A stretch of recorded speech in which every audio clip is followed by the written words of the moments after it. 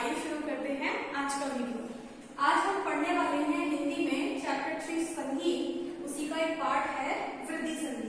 तो आज हम पढ़ेंगे वृद्धि संधि और वृद्धि संधि के एग्जाम्पल्स पढ़ेंगे और इनका संधि विच्छेद कैसे किया जाता है ये भी पढ़ेंगे। तो सबसे पहले बच्चों देखिए वृद्धि संधि क्या होती है, वृद्धि संधि के नियम क्या होते हैं।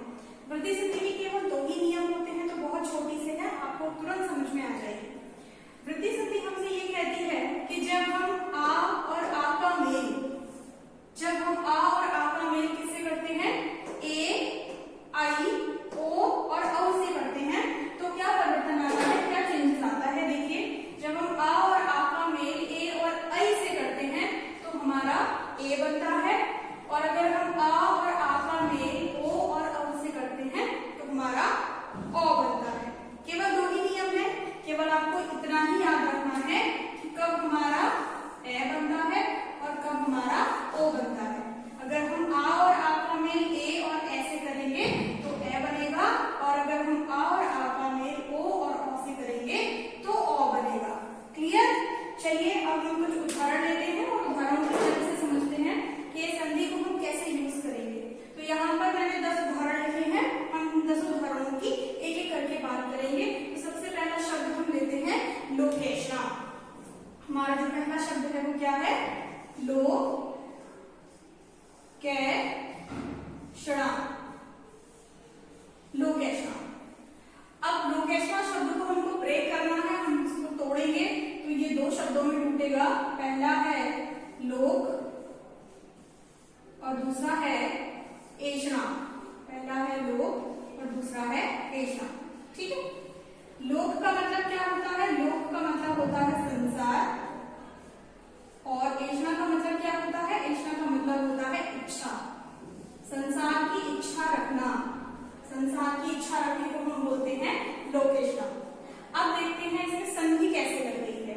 संधि इसमें होती है पहले पद के आखिरी अक्षर और दूसरे पद के पहले अक्षर के बीच में, मतलब संधि हो रही है का और ए के बीच में। अब का को अगर हम तोड़ेंगे तो का टूटेगा स्वर रहित का में और आ में, और जो ए है वो ए ही रहेगा। तो अब आखिरी अक्षर क्या हुआ, संधि, और पहला अक्षर क्या हुआ, ए, तो संधि होगी आ और ए के बीच में। और जब अ की ए के साथ संधि होती है, यहाँ देखिए जब अ की ए के साथ संधि होती है तो क्या बनता है, तो बनता है ए। तो यहाँ पर भी क्या बनेगा, यहाँ पर भी बनेगा ए। तो यहाँ पर हम ए बना देते हैं, तो ये हो जाएगा आपका स्वर रहित का प्लस ए, स्वर रहित का प्लस ए। और जब स्वर रहित का और ए जुड़ेगा तो जुड़कर क्या बनेगा, जुड़कर बनेगा के। क्या बनेगा, के। तो कैसे ये हमारा शब्द हो गया लो, ये दोनों मिलकर हो गए के, और ये शना, शब्द बन गया लोकेशना, जिसका मतलब क्या होता है, संसार की इच्छा रखना। ठीक है, आइए देखते हैं दूसरे शब्द को।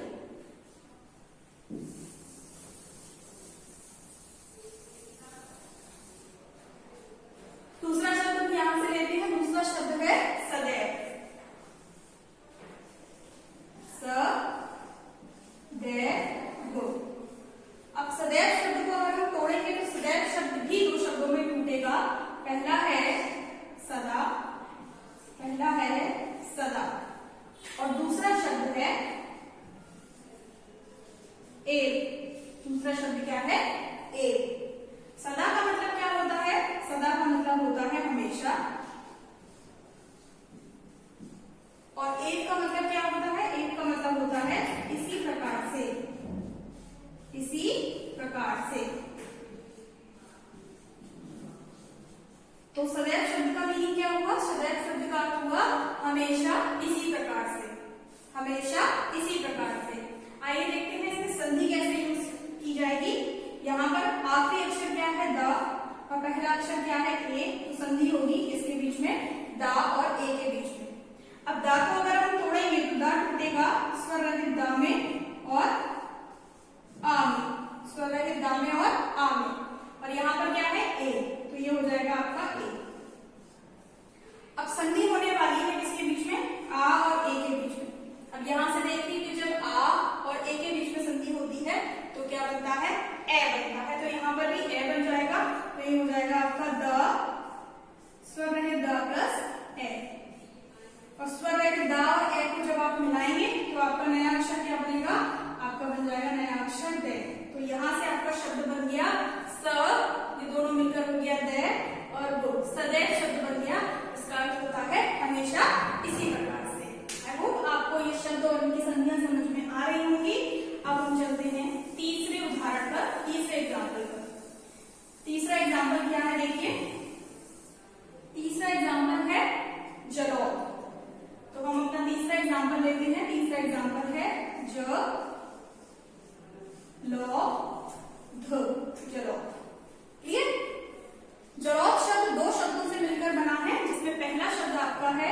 जल और दूसरा शब्द आपका है ओद। पहला शब्द है जल और दूसरा शब्द है ओद। जल का मतलब आप सभी लोग जानते ही हैं, बताइए जल्दी से। पानी, वेरी गुड। जल का मतलब होता है पानी। और ओद का क्या मतलब होता है? ओद का मतलब होता है सीमा, लिमिट, बाउंड्री, कुछ भी कह सकते हैं। तो जलौद शब्द का मतलब क्या हुआ? जल की बाउंड्री, या बोल सकते हैं जल की सीमा या जल की लिमिट। अब देखते हैं यहाँ संधि विच्छेद कैसे, संधि कौन सी लगेगी और किस तरह से लगेगी। आखिरी जो अक्षर है वो है ला और जो पहला अक्षर है वो है ओ। तो संधि होगी ला और ओ के बीच में। ला को अगर हम ब्रेक करेंगे तो ला ब्रेक होगा आपका स्वर रहित ला में और आ में, और ओ जो है वो आपका ऐसे ही रहने वाला है। अब संधि आपकी होगी अ में और ओ में। अब आप लोग यहाँ देखिए कि जब हम आ अक्षर की संधि ओ अक्षर के साथ करते हैं तो क्या बन जाता है? ओ बन जाता है। तो यहाँ पर हम ओ बना देंगे, तो ये हो जाएगा आपका स्वर रहित ला प्लस ओ। तो नया अक्षर आपका तैयार है, लीजिए क्या बन जाएगा? लौ। और इस लौ से एक नया शब्द बन जाएगा ज, ये दोनों मिलकर हो गया लौ और ये हो गया ध। तो आपका नया शब्द हो गया जलौद। इसका मतलब होता है पानी की सीमा, राइट। चलिए अब हम अपने अगले शब्द को लेते हैं। अगला शब्द क्या है?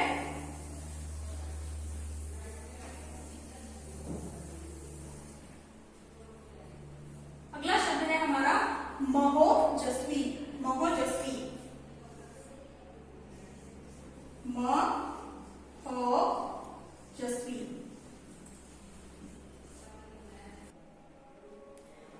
तो शब्द है हमारा महोजस्वी। इस शब्द को अगर हम तोड़ेंगे तो ये टूटेगा आपके दो शब्दों में। कौन कौन से दो शब्द बनेंगे देखिए। पहला शब्द बनेगा महा और दूसरा शब्द बनेगा ओजस्वी। दूसरा शब्द क्या बनेगा? ओजस्वी। क्लियर? महा का मतलब हमने कल भी बताया था, महा का मतलब होता है बड़ा, महान या ग्रेट। ठीक है, तो ये हो जाएगा आपका बड़ा। और ओजस्वी का मतलब क्या होता है? ओजस्वी का मतलब होता है प्रतापी। प्रतापी बोल सकते हैं या बोल सकते हैं प्रभावशाली, जिसका बहुत ज्यादा प्रभाव हो उसको बोलते हैं ओजस्वी। जैसे कि राजा होते हैं प्रतापी राजा, उन्हें ओजस्वी राजा भी बोल सकते हैं। तो जिसका बहुत ज्यादा प्रभाव हो, जिसका बहुत ज्यादा प्रताप हो, उस व्यक्ति को बोलेंगे कि वो क्या है? वो महोजस्वी है। आइए देखते हैं इसमें संधि कैसे इस्तेमाल की जाएगी। संधि होगी किसके बीच में? हा और ओ के बीच में संधि होने वाली है। इन दोनों के बीच संधि कैसे होगी? देखिए हा को ब्रेक करेंगे स्वर रहित हा में और आ में, और यहाँ पर क्या है? यहाँ पर है ओ। तो संधि किसमें होगी? आ में और ओ में।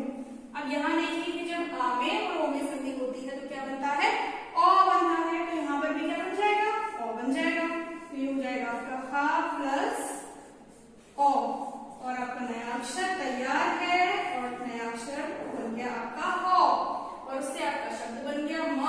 यहाँ पर म और यहाँ पर हो और यहाँ पर जस्वी। तो शब्द बन गया आपका क्या? महोजस्वी। इसका मीनिंग क्या होता है? बहुत ज्यादा प्रतापी या बहुत ज्यादा प्रभावशाली।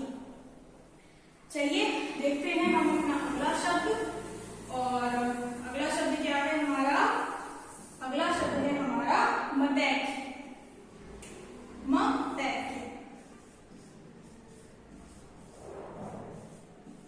ठीक है। अब यहाँ पर मतैक शब्द को अगर हम दो शब्दों में तोड़ेंगे तो क्या बनेगा? पहला शब्द बनेगा मत और दूसरा शब्द क्या बनेगा? दूसरा शब्द बनेगा ऐक्य। दूसरा शब्द क्या बनेगा? ऐक्य। पहला शब्द बनेगा आपका मत और दूसरा शब्द बनेगा आपका ऐक्य। अब मत का मतलब क्या होता है? मत का मतलब होता है राय, या बोल सकते हैं किसी की ओपिनियन, ठीक है। और ऐक्य का मतलब होता है, ऐक्य का मतलब होता है बराबरी। क्या होता है?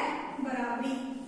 तो यानी कि अगर राय बराबर की है, अगर राय आपकी एक जैसी है, जैसा आप दे रहे हैं राय वैसा ही कोई दूसरा आदमी दे रहा है, तो आप दोनों के बीच में क्या है?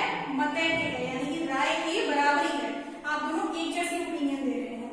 अब यहाँ पर देखते हैं संधि। संधि हो रही है ता और ए के बीच में।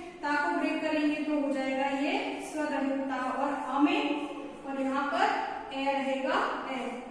अब संधि होगी आ और ए के बीच में, ए के बीच में, तो ये हो जाएगा त स्वर रहित, और आ और ए के बीच में संधि होती है तो ए ही बनता है, तो क्या बनेगा ये ए। और जब इस पर इसकी मात्रा लगाएंगे तो क्या बन जाएगा ते। तो आपका नया शब्द तैयार है इससे मतैक्य, मतैक्य। क्लियर? चलते हैं हम अपने अगले शब्द पर, और अगला शब्द हमारा क्या है देखिए, अगला शब्द है महेश्वरी। महेश्वरी शब्द लिखते हैं यहाँ पर म है श्वरी, महेश्वरी। फाइन। अब महेश्वरी शब्द को अगर हम दो शब्दों में तोड़े तो क्या बनेगा? पहला शब्द होगा महा, पहला शब्द होगा महा, और दूसरा शब्द क्या होगा? दूसरा शब्द होगा ऐश्वर्य। पहला शब्द होगा महा और दूसरा शब्द होगा ऐश्वर्य। क्लियर? तो अब महा और ऐश्वर्य, महा का मतलब क्या होता है? अभी अभी बताया हमने आपको, बड़ा। और ऐश्वर्य का मतलब क्या होता है?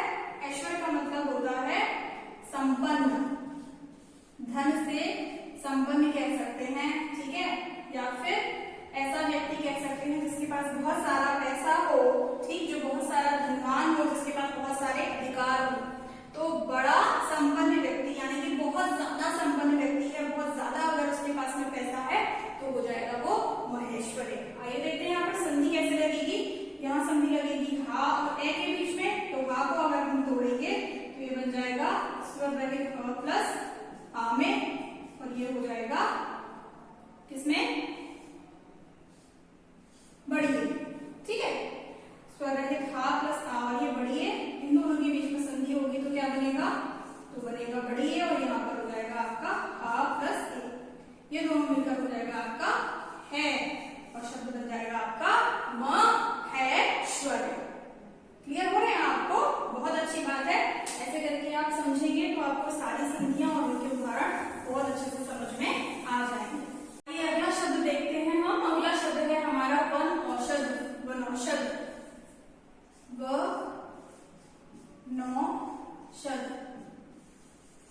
अब वनौषध शब्द को जब हम ब्रेक करेंगे तो ये तोड़े टूटेगा किसमें? पहला शब्द बनेगा वन में और दूसरा शब्द बनेगा औषध में। शब्द आपको पहले से पता होना चाहिए, तभी आप संधि पहचान सकते हैं। तो वन और औषध। तो वन का मतलब आप जानते हैं क्या होता है? जंगल। और औषध का मतलब होता है क्या? दवाई।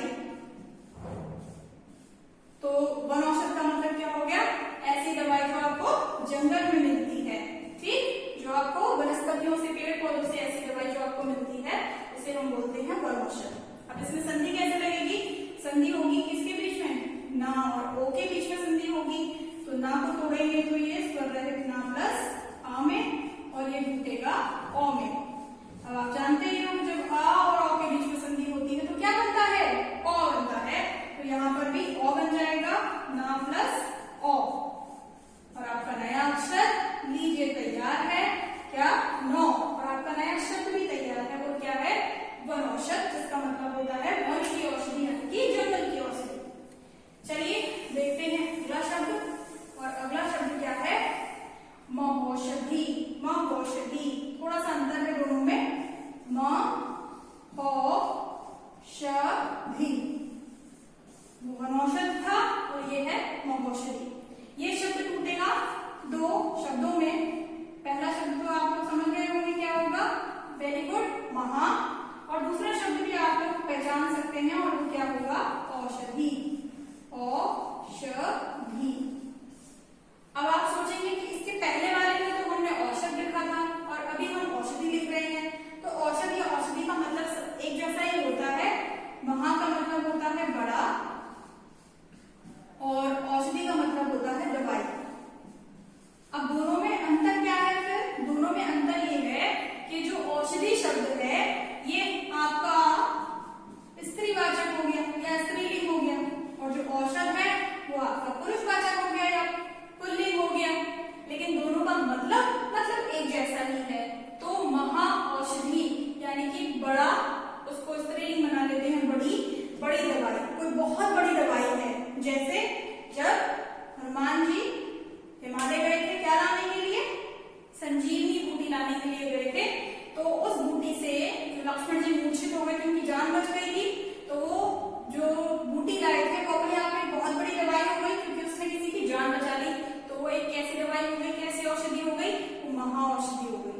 मिलाकर बोलेंगे वो महौषधि होगी, यानी कि कोई बहुत बड़ी दवाई है। दवाइयां तो बहुत होती हैं, छोटी भी बड़ी भी, तो अगर कोई बहुत बड़ी दवाई है तो वो महौषधि है। क्लियर? अब यहाँ संधि आप लोग लगा लीजिए, हा और ओ। हा का मतलब स्वर रहित हा प्लस बड़ा आ, और ओ का मतलब ओ। संधि होगी आ और ओ के बीच में, और जब आ और ओ के बीच में संधि होती है तो क्या बनता है? तो आपको पता ही है ना, ओ बनता है और अक्षर बन जाएगा हो। तो शब्द तैयार हो जाएगा आपका महौषधि। चलिए अगला शब्द देखते हैं। अगला शब्द क्या है? अगला शब्द है प्रौद्योगिक।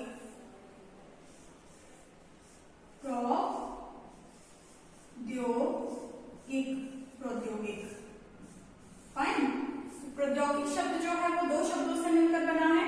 इसमें पहला शब्द क्या है? इसका पहला शब्द है प्रा, और इसका दूसरा शब्द क्या है? दूसरा शब्द है औद्योगिक। औद्योगिक। इसमें से प्रा का मतलब क्या होता है? प्रा का मतलब होता है व्यवहार। ऐसे प्रा के कई सारे मतलब होते हैं, उसमें से एक है व्यवहार। और औद्योगिक का क्या मतलब होता है? औद्योगिक जो शब्द है वो उद्योग से बना हुआ है। उद्योग में प्रत्यय एक लगा देंगे तो औद्योगिक बन जाएगा, तो उद्योग से संबंधित बोल सकते हैं या उद्योग। तो प्रौद्योगिक शब्द का मतलब हुआ ऐसा उद्योग जिसको हम अपने व्यवहार में ला सके, यानी कि जो हमारे डेली लाइफ में इस्तेमाल हो सके, जो हमारे जीवन को सुधार सके, ऐसा उद्योग करना, ऐसी तकनीकी विकसित करना, ऐसा विज्ञान विकसित करना जो कि व्यवहारिक हो, जो कि हमारे व्यवहार में आ सके, हमारे जीवन को उपयोगी बना सके, उसको हम बोलते हैं प्रौद्योगिक। अब प्रौद्योगिक शब्द में संधि कैसे लगेगी? यहाँ पर देखिए, प्रा को तोड़ेंगे तो प्रा टूटेगा प में, और र में, और आ में, और जो ओ है वो रहेगा ओ। अब संधि किसके बीच में होने वाली है? संधि होने वाली है आ और ओ के बीच में, और जब आ और ओ के बीच में संधि होती है तो क्या बनता है? तो बनता है ओ। तो यहाँ पर बन जाएगा ओ, तो अब हो जाएगा ये पा प्लस रा प्लस ओ।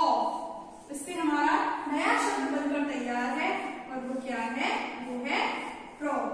तो ये शब्द यहाँ से बन गया प्रो, और फिर आगे का ऐसे ऐड हो जाएगा प्रौद्योगिक। शब्द क्या बना? प्रौद्योगिक, जिसका मतलब होता है व्यवहारिक उद्योग या व्यवहारिक तकनीकी। गंगोज। गंगोज। गंगोज शब्द भी दो शब्दों से मिलकर बना है। पहला शब्द तो आप लोग समझ गए होंगे कौन सा है? गंगा। और दूसरा शब्द है ओज। ओज। गंगा क्या है? गंगा एक नदी का नाम है, तो एक नदी हो गई। और ओज क्या होता है? ओज का मतलब होता है तेज, प्रताप या प्रभाव। जैसे कि अभी आपने ओजस्वी शब्द पढ़ा था, ओजस्वी पढ़ा था यहाँ पर, तो ओजस्वी का मतलब भी यही था, प्रतापी या प्रभावशाली।